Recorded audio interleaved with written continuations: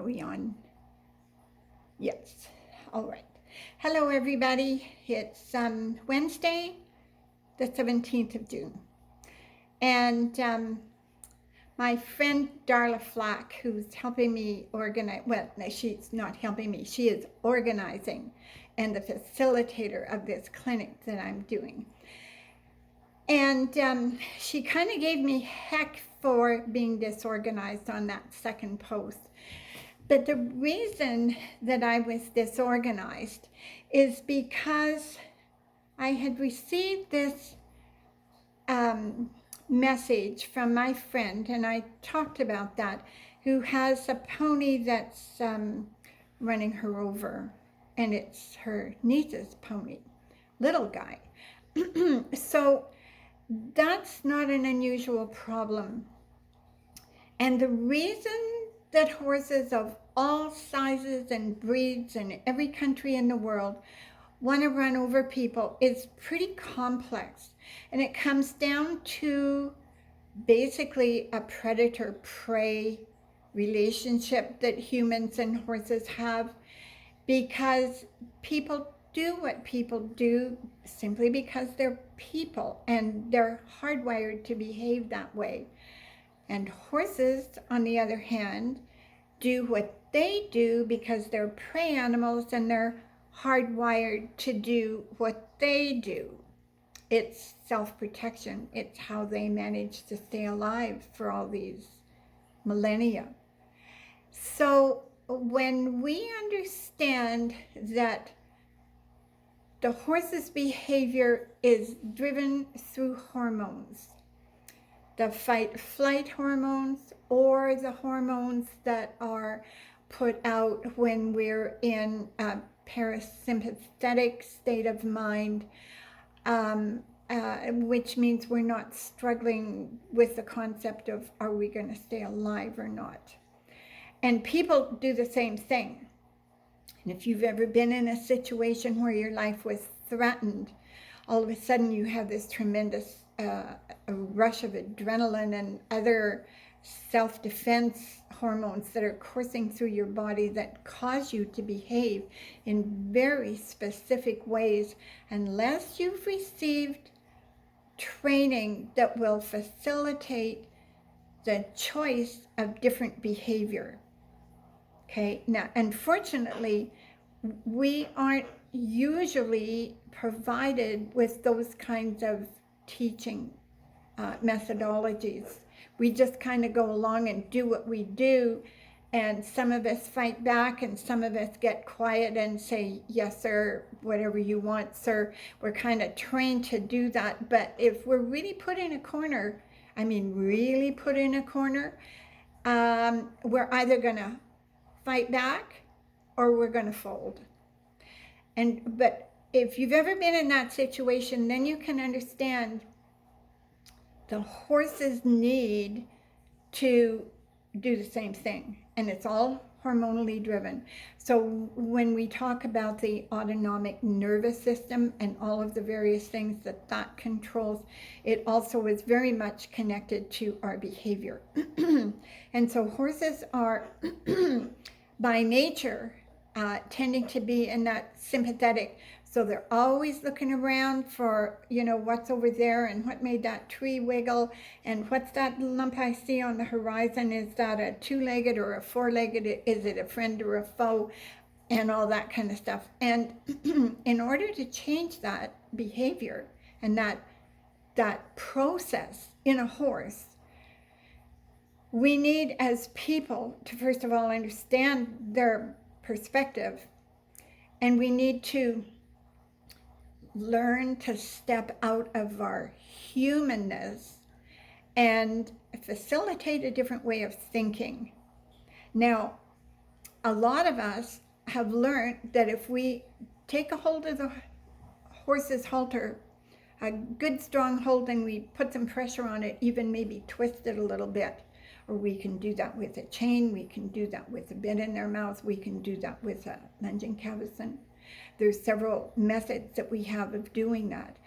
And some people just do that as a standard procedure.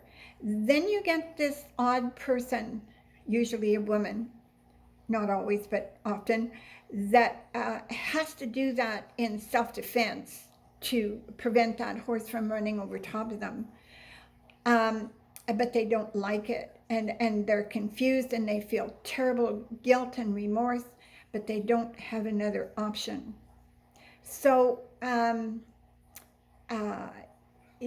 there are options, but it usually means going through a lot of personal growth and development that can, in fact, be quite painful, because we have to be able to step out of our humanness. We have to be able to face a situation that will cause those fight-flight hormones to be released, to, you know, have our heart rate go up and our temperature go up, and you know, make us really anxious. And it's like, am I gonna get real tough and, you know, really on this thing, or am I gonna pack it in and get out of Dodge?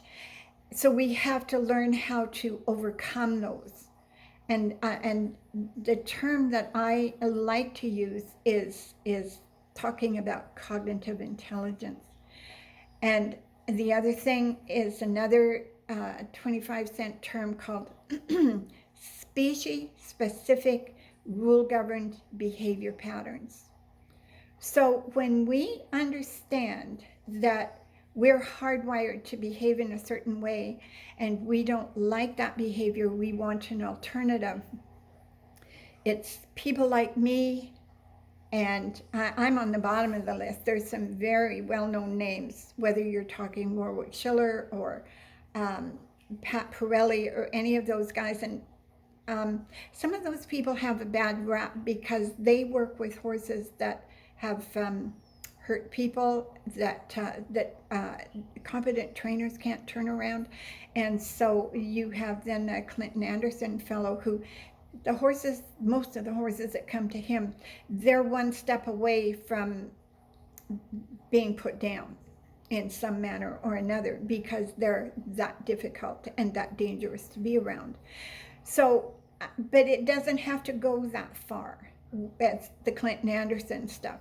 If you listen to Warwick Schiller and his approach, and if I'm smart enough and wise enough to be able to share what I do, then there are answers, and they don't involve, you know, running a horse to the point of exhaustion in a round pen.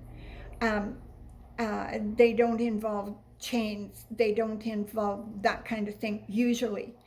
But if you have a horse that you can't take out of the stall without you, as soon as you open the latch on the stall door and go to open it, the thing is coming out at you. You better have some tools, and you better know how to use them without becoming emotionally involved yourself. You need to be able to do that. And people are starting to ask those questions, and what I don't need is, I don't need somebody coming along and saying, oh, she's just like all the rest of those horrible, mean people, because I'm not a horrible, mean person. And I've dealt with my fair share of really dangerous horses, and I'm 76 years old in a few weeks. And so I'm nowhere near the athlete that I was 40 years ago.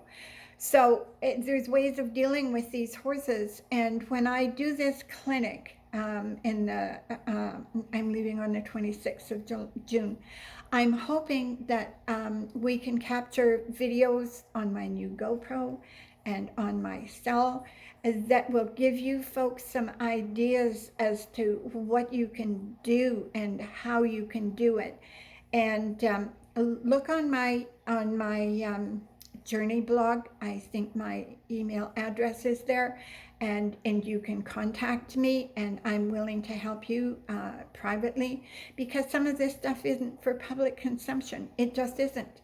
And not because you don't want to share it, but because you don't want people to be misunderstanding yourself or the horse.